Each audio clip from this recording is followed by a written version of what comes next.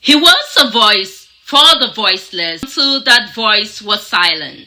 Hello everyone, welcome back to Her Voice.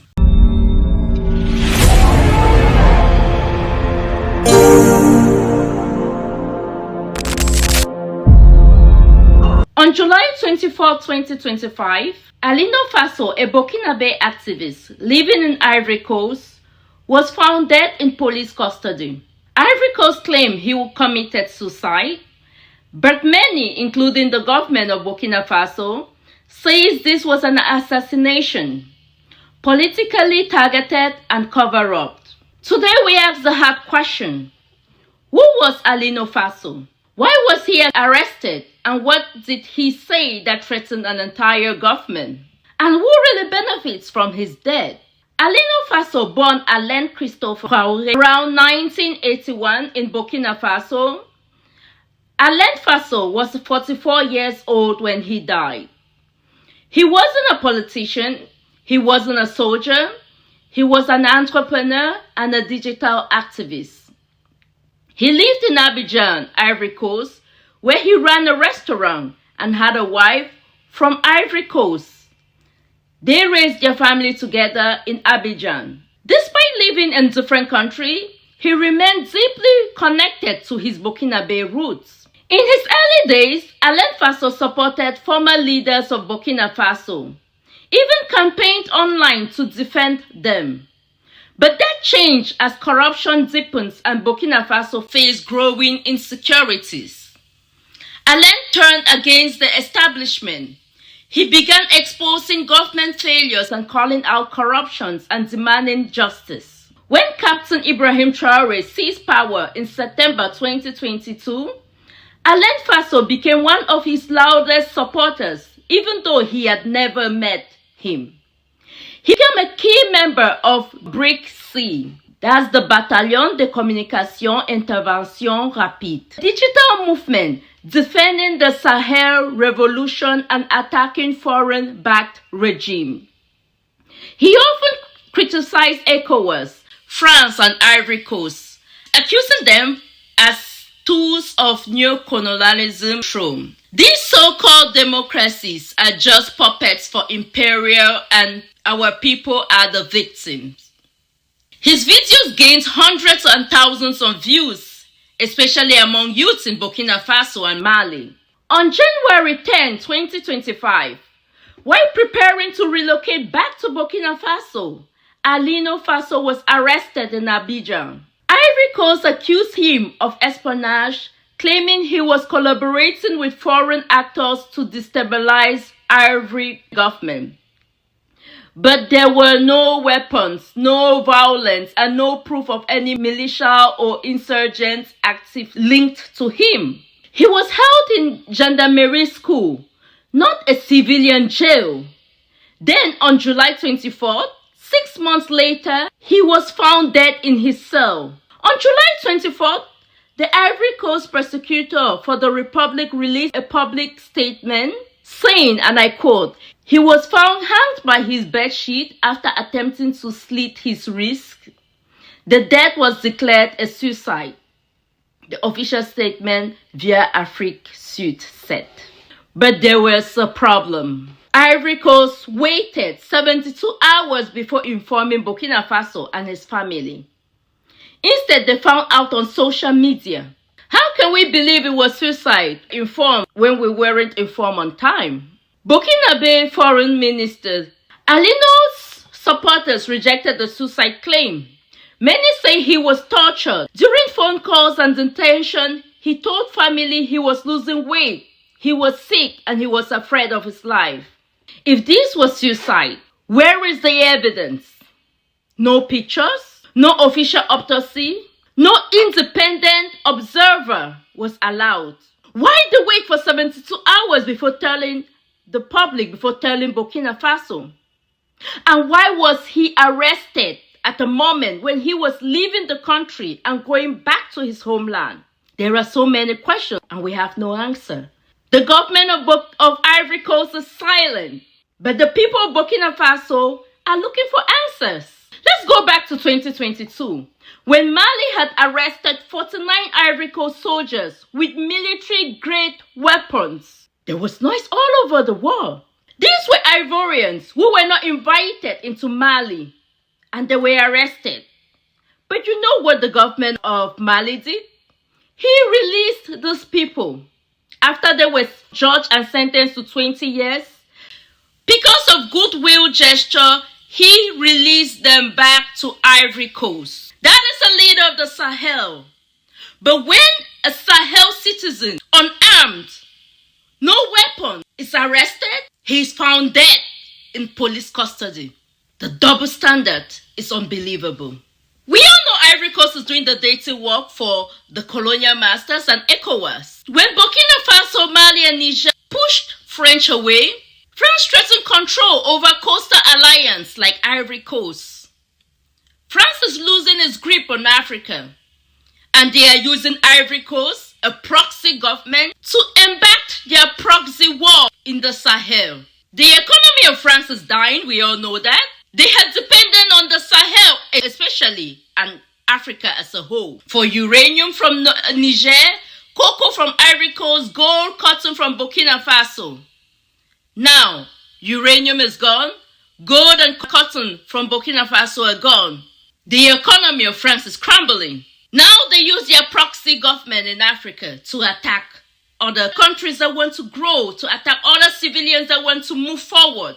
Why was Alino really arrested? Why was he taken to a military facility instead of a civilian court? Why wait 72 hours to announce his death?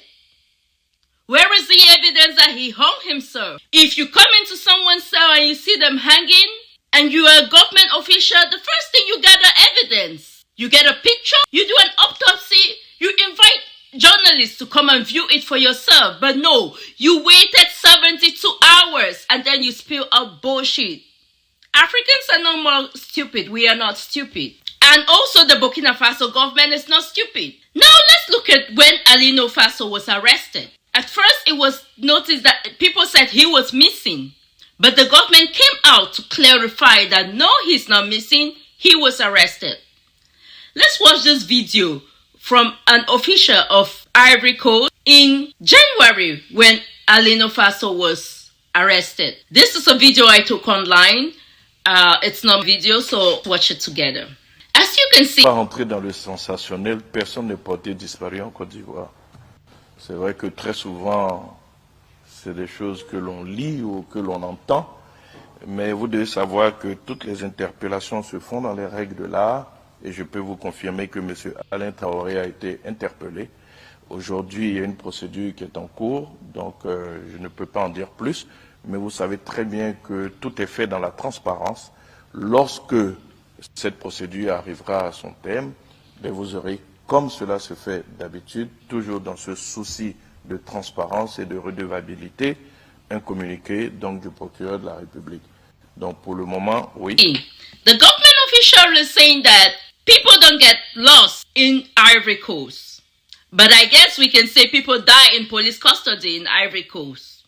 Because you capture an unarmed person, you imprison him without trial, without providing evidence, and later on you come up and say he died.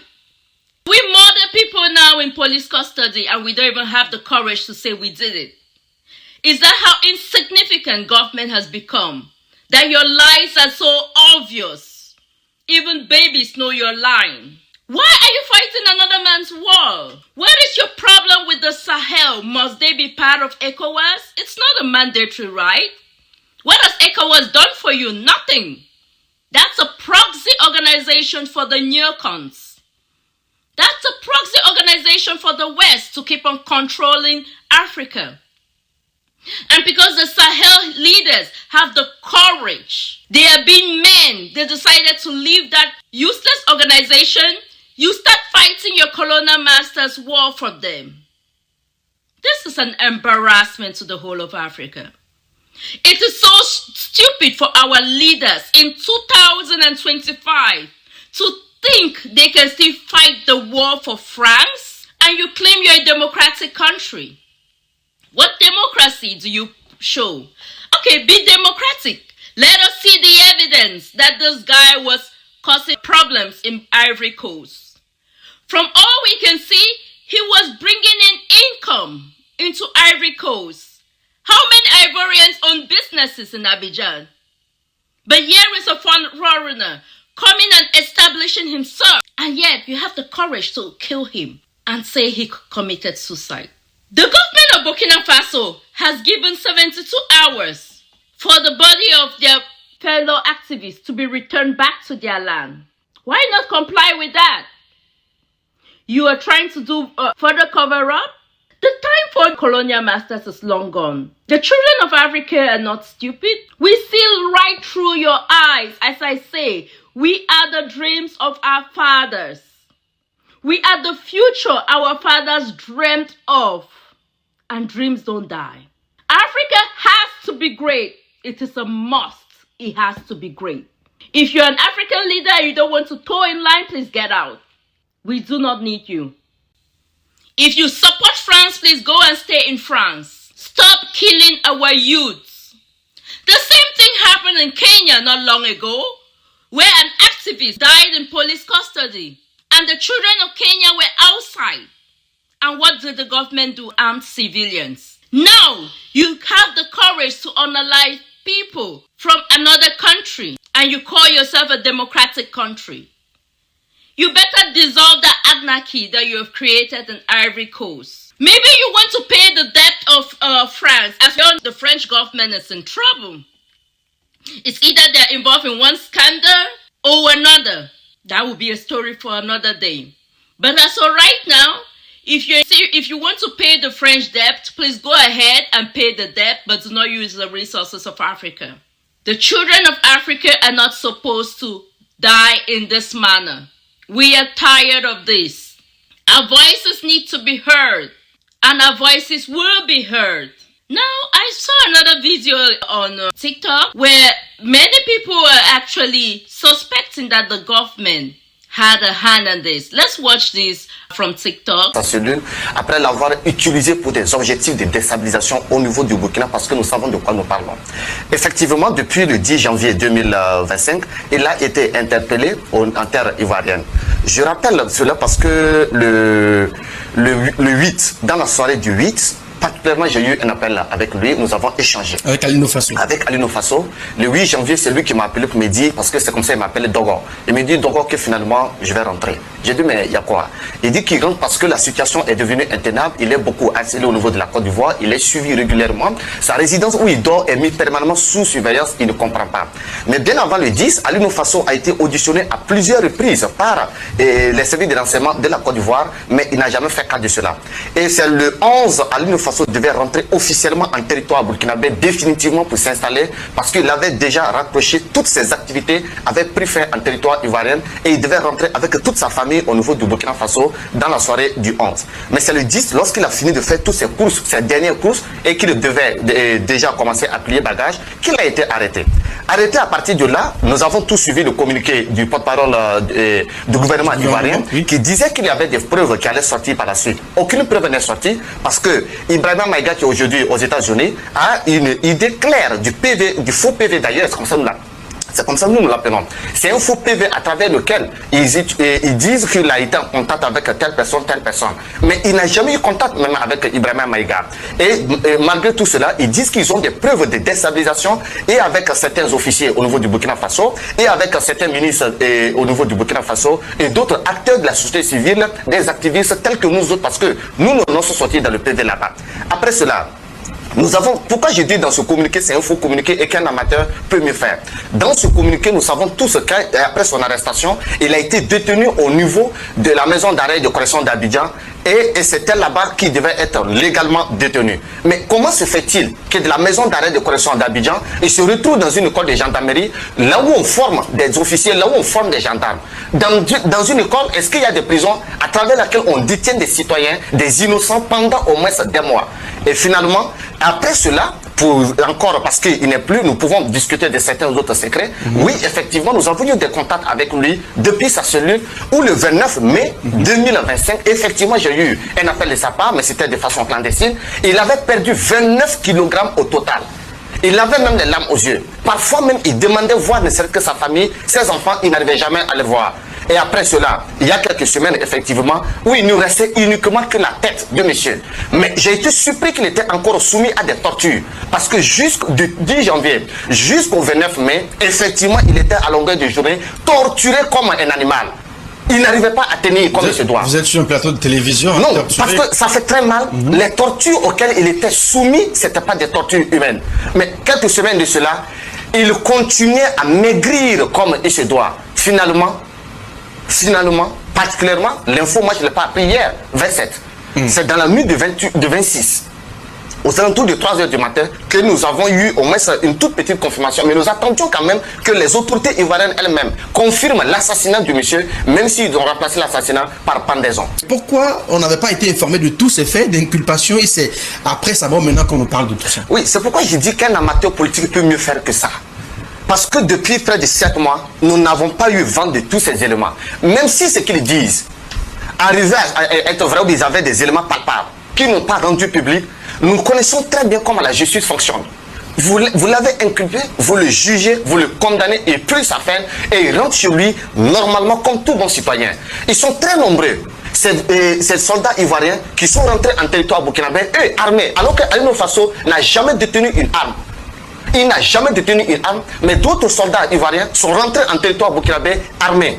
Ils sont même rentrés, on a même vu un commando composé de plusieurs dizaines de mercenaires qui sont rentrés en territoire malien, armés également, et ils étaient allés pour des opérations de déstabilisation. Arrêtés de pourparlers ont eu lieu, on a fini par les relâcher, ils ont rejoint le territoire ivoirien.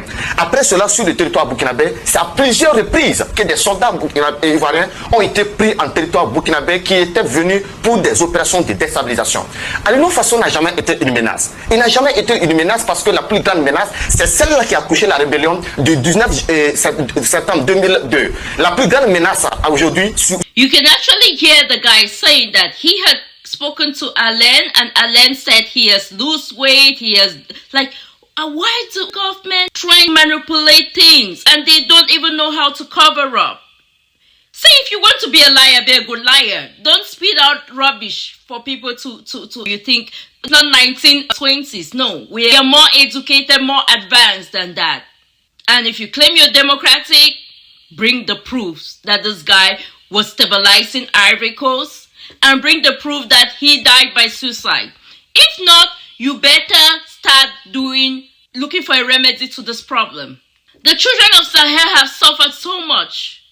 They are battling terrorism. This should not be added to their list. Hello everyone, if you love my channel and you want to support me, like and subscribe to the channel and have yourself a good day.